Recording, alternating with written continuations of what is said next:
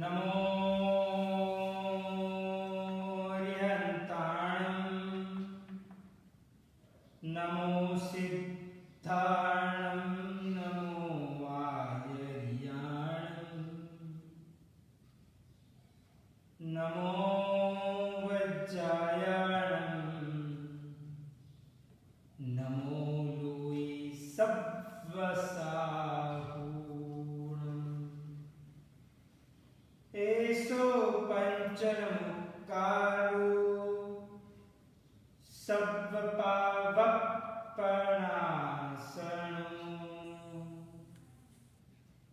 मंगलानं च सव्वेसे पद्मं हवै मंगलं भगवान् वीरो मंगलं गौतम प्रभु मंगलं स्थूलिभद्राद्या जैन धर्मोस्तु मंगलम् ओंकार बिंदु संयुक्तम् नित्यं ध्यायन्ति योगिनः कामदं मोक्षदं चैव ओंकाराय नमो नमः। अज्ञानतिमिरान्धं ज्ञानं जनशलाकया नेत्रमुन्मीलितं ज्ञेयं तस्मै श्रीगुरुवे नमः। तस्मै श्रीगुरुवे नमः। धर्म जिज्ञासु भाई और बहनों, 18 पाप स्थानक की विवेचना की वापिस पुनः शुरुआत करते हैं। 18 पाप स्थानक में 4 पाप परिपूर्ण हो गए हैं। 5वां नंबर का परिग्रह नाम का पाप की बात आज हम करेंगे। तो उसके पहले एक प्रकार के परिग्रह नाम के पाप को छोड़ने की अत्यंत भाववाही स्तुति सुनते हैं और तत्पश्चात प्रवचन की शुरुआत करते हैं।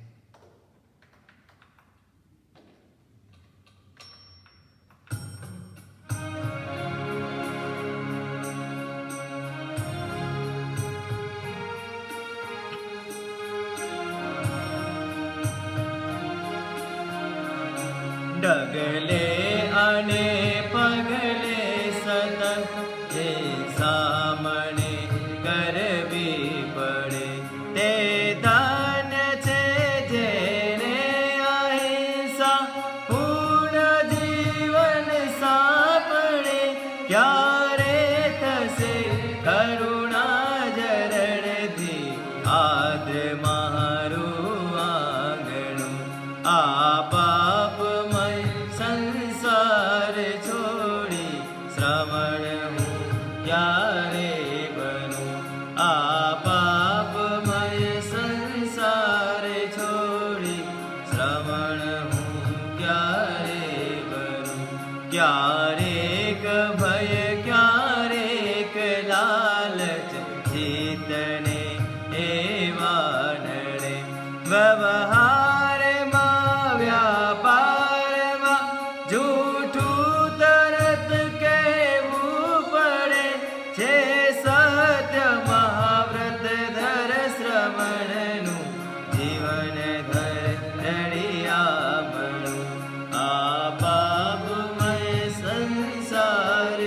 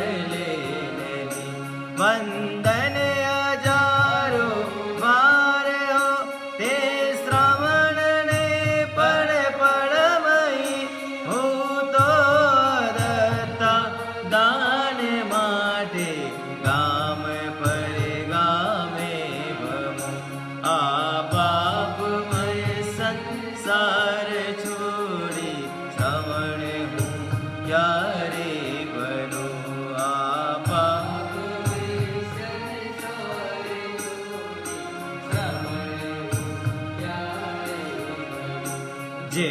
ઇન્દ્રિયોને જીવનની ક્ષણ એ પણ સોપાય ના. જે ઇન્દ્રિયોને જીવનની ક્ષણ એક પણ સોપાય ના. મોજે આય ખુઆ ખૂબી તું તે ઇન્દ્રિયોના સાથમાં લાગે હવે શ્રી સ્થૂલભદ્રતનું સ્મરણ સોહામણું. આ પાપમય સંસાર છોડી શ્રમણ હું ક્યારે બનું. આ પાપમય સંસાર છોડી શ્રમણ હું ક્યારે બનું.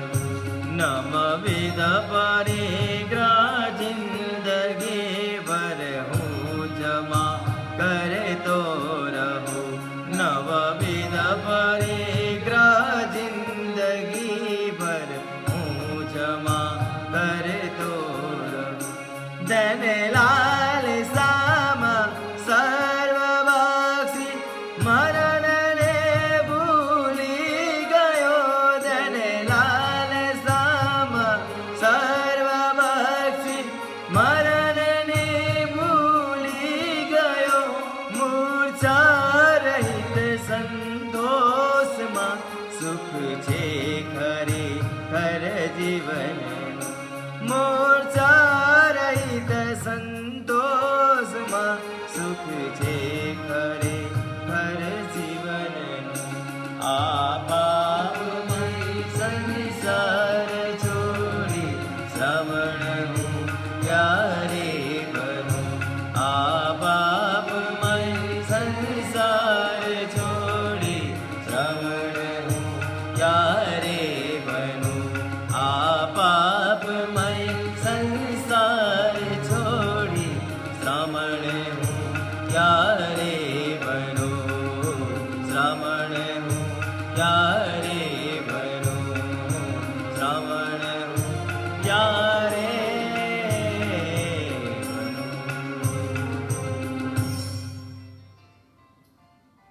भाग्यशाली 18 पाप स्थानक में 5वां नंबर का पाप परिग्रह की बात शास्त्रकार भगवान बता रहे हैं कि परिग्रह करना यानी कि संग्रहखोरी करना, अधिक से अधिक चीज प्राप्त करना, उससे भी ज्यादा ऐसा कहा गया है कि परिग्रह करना यानी कि एक प्रकार से आसक्ति रखना. जो व्यक्ति है, जो चीज है उसका उपयोग करना, उसका कोई विरोध नहीं है, परंतु विरोध एकमात्र यही चीज का है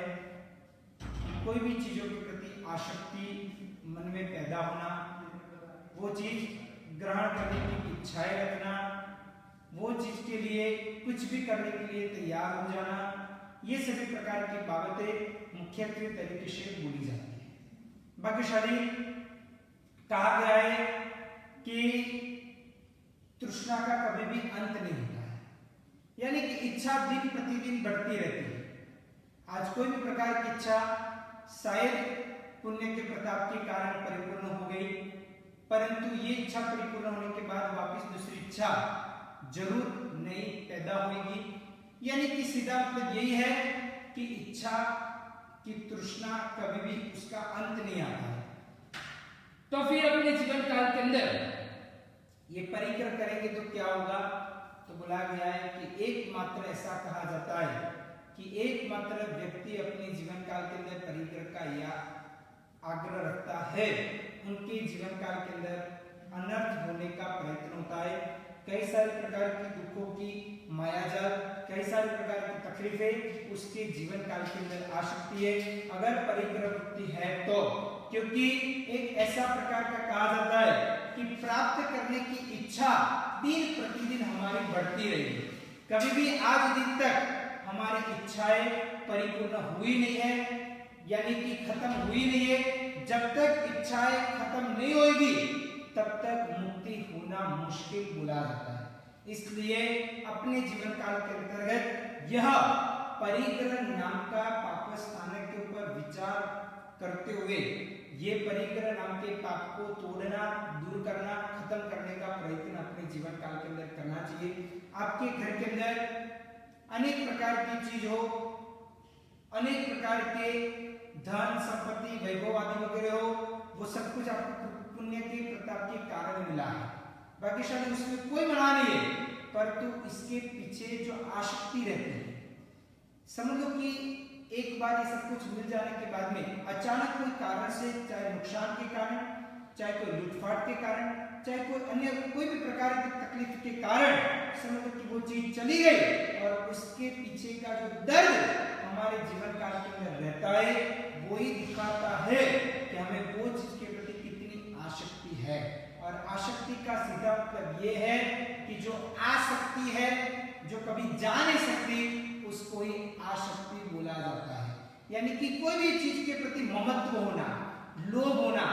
लालसा होना और एक प्रकार की लालच तरीके से उसको ग्रहण करने की वृत्ति करना, तो इसको सीधे मायने के अंदर यही बोला जाता है कि बस परिग्रह और एकमात्र परिग्रह ही बोला जाता है। भाग्यशाली आज के जमाने के अंदर कई सारे ऐसे लोग हैं कि उनके जीवन काल के अंदर तकलीफ आती है,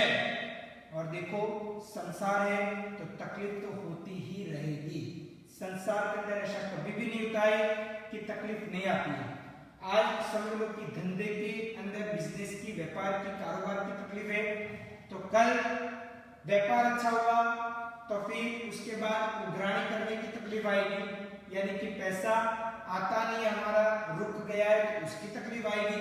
आज पैसा आपने कमा लिया और कोई जगह पे इन्वेस्ट कर दिया, पर तो वहां से योग्य आपको जो हिसाब से इंप्रूवमेंट होना चाहिए, या तो जो हिसाब से आपको वो पैसा वापस मिलना चाहिए, 2 गुना, 3 गुना, 4 गुना की जो आशा हमने रखी है, और अगर वो नहीं हुआ तो अभी वापस दुखी होने का प्रयत्न होता है। उसके अलावा भाग्यशाली तबियत की,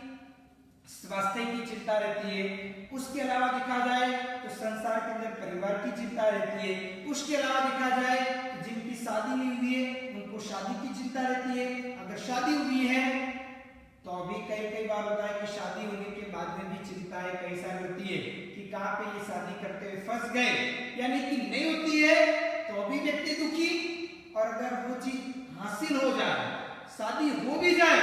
तो अभी व्यक्ति दुखी रहता है। उससे आगे बात करें तो व्यक्ति को अपने जीवन काल के अंतर्गत लड़का अगर नया हो गए तो अभी वो दुखी होता है, और कई घरों के अंदर दिखते हैं तो लड़का होने के पश्चात भी वो व्यक्ति दुखी रहता है कि ऐसा लड़का कहाँ पे मिल गया। यानी कि एकमात्र शास्त्रकार भगवान ने बताया है कि संसार दावा नल दाह नीरम, यानी कि संसार तो एक प्रकार का दावा नल है,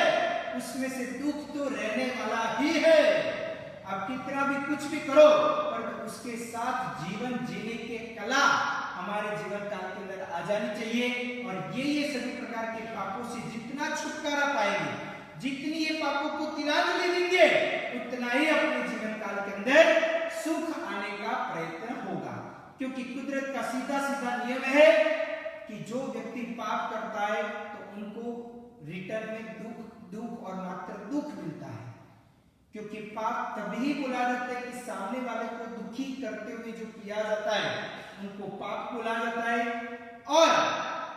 सामने वाले को दुख दिया है तो आपको भी वही चीज मिलेगा जो आपने दूसरे को दी है। अगर समझ लो कि पुण्य है तो पुण्य मात्र की मात्र सुख देता है, यानी कि आपने किसी को सुखी करने का प्रयत्न किया, आपने किसी के लिए अच्छी भावना पाई, यानी कि आपके जीवन काल के अंदर तकलीफ आ जाएगी तो चलेगा, पर तो दूसरे का दुख देखते हुए आपको सहन नहीं हुआ तो भाग्यशाली दूसरे का सुखी पना करने की आपकी भावना है, उसके द्वारा ही आपके जीवन काल के अंदर वो पुण्य जब उदय में आएगा तब आपको भी अवश्य में सुख मिलेगा और मिलेगा ही। इसलिए कहा गया है कि ये सुख अपने जीवन काल के अंदर पुण्य जब उदय आया तो ये सभी चीजें प्राप्त तो हुई, परंतु ये सभी के पीछे अगर हम आसक्ति रखेंगे तो वापिस नए प्रकार के कर्म में आदि वगैरह लगने का प्रयत्न होगा। और अगर ये कर्म आदि वगैरह ज्यादा से ज्यादा लगेंगे तो भविष्य में वापिस ये परंपरा बढ़ती रहेगी। इसलिए अपने जीवन काल के अंदर अगर सोचने जैसा समझने जैसा है तो यही चीज है कि परिग्रह का परित्याग कीजिए। जब तक आप परिग्रह को दूर करोगे उतना ही आपका जीवन आगे बढ़ते हुए ऊर्ध्वगामी और मोक्षगामी भी बन पाएगा। परंतु मन के अंदर सभी प्रकार की चीजें, इधर से मिलती है तो वो भी लेना, उधर से मिलती है तो वो भी लेना, हर तरीके से मात्र की मात्र प्राप्त करने की, दूसरे को नहीं देने की ऐसी इच्छा होगी तो समझ लेना कि वो परिग्रह ही बोला जाएगा। भाग्यशाली मिलना नहीं मिलना वो पुण्य की और भाग्य की निशानी है। भाग्यशाली भाग्य उदय में आता है, पुण्य उदय में आता है तो ही वो चीज आपको सुख स्वरूप के अंदर मिलने का प्रयत्न होगा। परंतु अगर समझ लो कि वो चीज न भी मिले और उसके पीछे की आसक्ति होगी ना तो उसको भी सीधे सीधे अर्थ के अंदर परिग्रह ही बुला जाएगा। अगर आपके पास घर के अंदर पूरी तिजोरी भर के सोने की सुवर्ण की ईंट पड़ी हुई है, तिजोरी भर भर के चांदी की पूरी तिजोरी के अंदर भर के चांदी पड़ी हुई है, परंतु इसके प्रति आपको आसक्ति नहीं है तो भाग्यशाली को परिग्रह नहीं कहा जाता है। मुख्यत्वे तरीके से यही कहना है कि सभी चीजें एकत्रित करते हुए एक अंदर से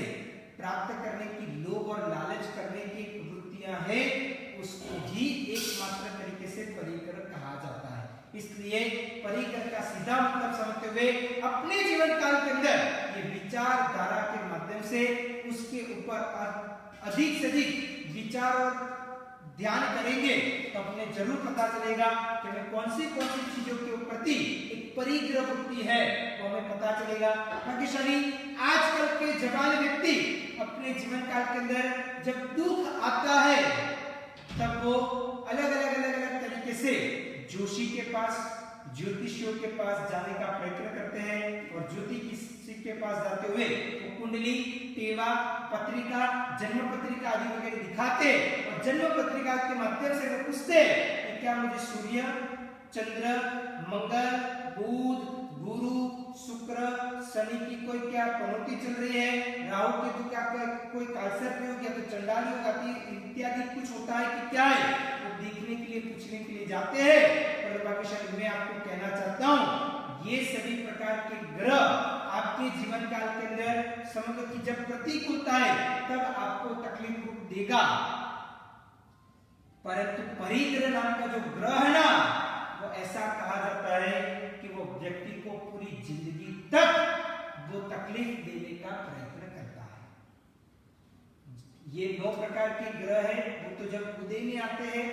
और उसकी बुरी असर होती है तब अपने जीवन काल के अंदर तकलीफें आ सकती है, परंतु परिग्रह नाम का ग्रह ऐसा है कि वो तो पूरी जिंदगी भर तक जब तक आपके जीवन काल के अंदर दूसरी अलग अलग प्रकार की जो भौतिक सुख सामग्री है उसके प्रति की लालसा और आसक्ति जब तक दूर नहीं हुई तो परिग्रह नाम का ग्रह आपको पूरी जिंदगी तक वो सताने का प्रयत्न करेगा। भाग्यशाली 9 ग्रह तो ऐसा बोला जाता है कि हर एक व्यक्ति को प्रतिकूलित बनाता है ऐसा जरूरी नहीं है। कोई ग्रह अगर समझ लो कि अच्छे प्रकार के हो तो वो अच्छा भी फल देता है और वो सभी के लिए प्रतिकूल होता है ऐसा जरूरी नहीं है। जैसे फॉर एग्जांपल शनि, तो शनि सभी पूरी दुनिया के लिए प्रतिकूल है वैसा बिल्कुल जरूरी नहीं है। वो तो जिनका पाप का उदय हो, जिनको ग्रह आदि वगैरह कुंडली के अंदर इस प्रकार कुछ खराब परिस्थिति आदि वगैरह के अंदर बैठा हुआ हो तो उनको प्रतिकूल बनाएगा, यानी कि वो व्यक्ति तक सीमित, अमुक व्यक्ति तक सीमित रहता है, पूरी दुनिया के लिए वो रहता नहीं है। परंतु परिग्रह नाम का पाप ऐसा कहा जाता है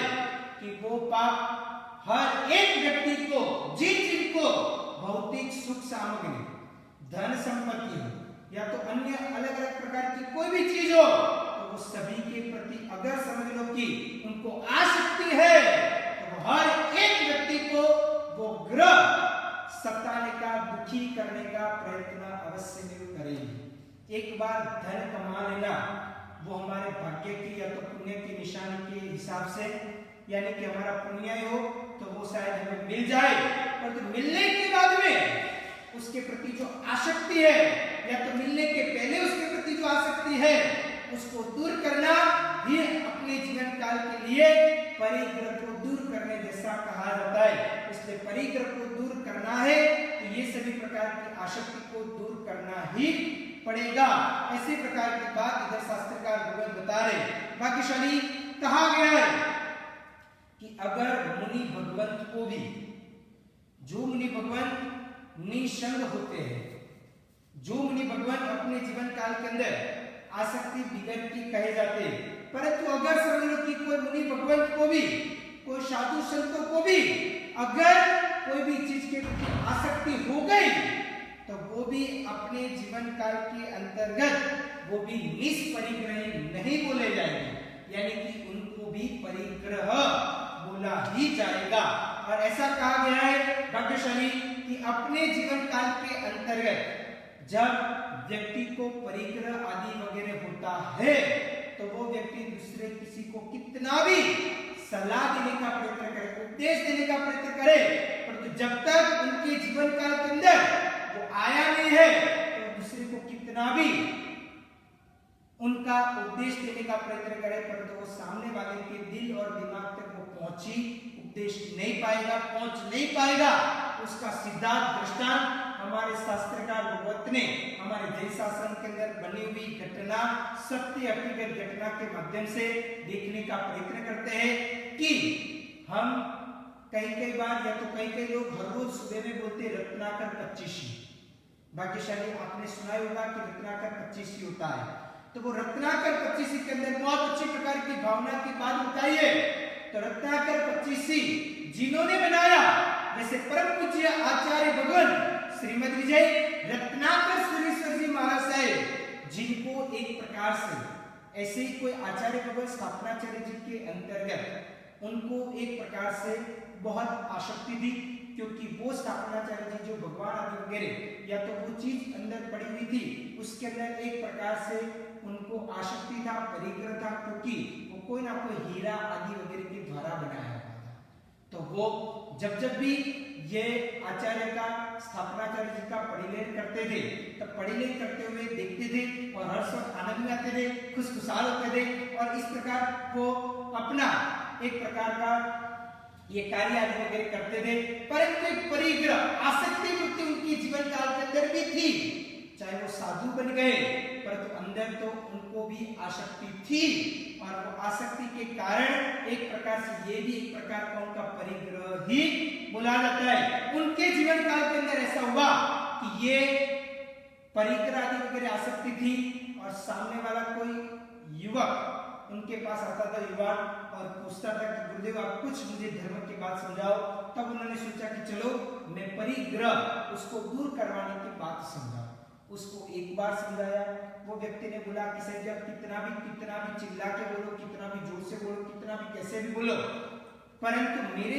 दिमाग में ये बात दिल तक पहुंचती ही नहीं है, मुझे ये पता ही नहीं चलता, सब कुछ बाउंस चला जाता है। इसलिए अब वापिस समझाओ। वापिस गुरु भगवान ने समझाया। समझाने के बाद गुरु भगवान ने पूछा कि अभी तुझे पता चला? उसने बोला कि मार से बिल्कुल थोड़ा सा अल्प भी मुझे दिमाग में उतरा नहीं है, मुझे पता नहीं चला। तो मार से बोला ठीक है, तो कल वापिस समझाएंगे। दूसरे दिन वापिस आया, तीसरे दिन आया, चौथे दिन आया, पांचवें दिन आया, ऐसे करते करते हुए आने लगा। महाराज साहब ने इतने सारे दिन समझाया, आधे घंटे, एक घंटे, 1.5 घंटे, 2 घंटे तक समझाया, पर ये बात उसके दिमाग के अंदर जाती नहीं है। तब महाराज साहब ने खुद ने सोचा थोड़े दिन के बाद कि ये बात इसके दिमाग में जाती क्यों नहीं है। मैं कितनी अलग अलग एंगल से, अलग अलग ढंग से, अलग अलग तरीके से उसको समझाता हूं, पर तो ये बात उसको जाती नहीं है, उसको पता नहीं चलता उसको। तो इसका मतलब क्या है? उन्होंने सोचा कि नक्की मेरे जीवन काल के अंदर ऐसी कोई प्रकार की बाबत है कि जो मैंने मेरे जीवन काल के अंदर अमल में नहीं डाला है, उपयोग नहीं किया है, और वो चीज मेरे जीवन काल में होगी तो मैं कितना भी दूसरे को उपदेश दूंगा, पर तो उसकी कोई असर सामने वाले को होने वाली नहीं है। और ऐसे करते हुए उन्होंने विचार किया, सोचा कि मेरे पास जो जो भी चीज है, और एक बार सुबह से लेते हुए शाम तक की पूरी क्रियाएं उन्होंने सोची। तब जाके पता चला कि हाँ, मुझे ये एक प्रकार के रत्न के हीरे के जो हार है उसके प्रति जो एक प्रकार का लालसा है, एक प्रकार की उनके प्रति एक आसक्ति है, परिग्रह है। जब तक मेरे अंदर ही ये परिग्रह दूर नहीं होगा तो मैं दूसरे के दिमाग तक कैसे ये बात पहुंचा पाऊंगा। यानी कि बोलना अभी भी सरल है, भाग्यशाली उपदेश देना अभी भी सरल है, पर खुद अपने जीवन काल के अंदर ये चीज का पालन करना बहुत दुष्कर बोला जाता है। भाग्यशाली बोल देना, समझाना, कहना, सामने वाले को कहना कि देखो ये करना चाहिए, वो करना चाहिए, ये सब कुछ कहना बहुत सरल है, क्योंकि सिर्फ उसमें जिद का उपयोग करना है। परंतु जब अपने जीवन काल के अंदर वो चीज उपयोग में डालना है, वो आचरण में डालना हो, तो वो व्यक्ति के लिए उतना ही, जितना बोलना सरल है उतना करना उतना सरल शायद नहीं भी होता है। और इसलिए उन्होंने सोच लिया कि इस कारण से सामने वाले को ये बात दिमाग तक पहुंचती नहीं, दिल तक पहुंचती नहीं है, और इसलिए उन्होंने वही दिन से एक प्रकार से ये भगवान आदि वगैरह जो थे वो एक प्रकार से उन्होंने परिग्रह छोड़ दिया। और बाद में वो जिस दिन सुबह में छोड़ दिया परिग्रह आदि वगैरह आसक्ति छोड़ दी, और वही दिन वो श्रावक आया और वो व्यक्ति को समझाया। पहले घंटे, 1.5 घंटे, 2-2 घंटे समझाते थे तो भी पता नहीं चलता था, अभी सिर्फ 2-5 मिनट समझाया और उसके दिमाग के अंदर बैठ गया। उसने बोला कि गुरुदेव मैं समर्पित हो गया, मुझे अभी ये सब कुछ बातें मेरे दिमाग तक पहुंच गई, और बस मैं आज से ही कुछ ना कुछ मेरे जीवन काल के अंदर जितना भी हो पाए, क्योंकि मैं कोई साधु नहीं हूं, मैं तो श्रावक हूं। वैसा को युवान ने रत्नाकर आचार्य भगवान को कहा, इसलिए मैं जितना भी हो उतना मेरे जीवन काल में मैं ये परिग्रह नाम के पाप को दूर करने का प्रयत्न करूंगा। भाग्यशाली ये चीज बहुत जरूरी है, समझने लायक है, क्योंकि जब तक आसक्ति अगर रही ना तो भाग्यशाली याद रखना, परिग्रह ऐसा प्रकार का यह ग्रह है, अभी भी समझ लो कि सूर्य, चंद्र आदि वगैरह जो 9 प्रकार के ग्रह बोले जाते वो तो जब प्रतिकूल होते तब तकलीफ देते हैं, परंतु ये परिग्रह नाम का पाप ऐसा कहा गया, ये ग्रह ऐसा कहा गया परिग्रह, कि वो जब व्यक्ति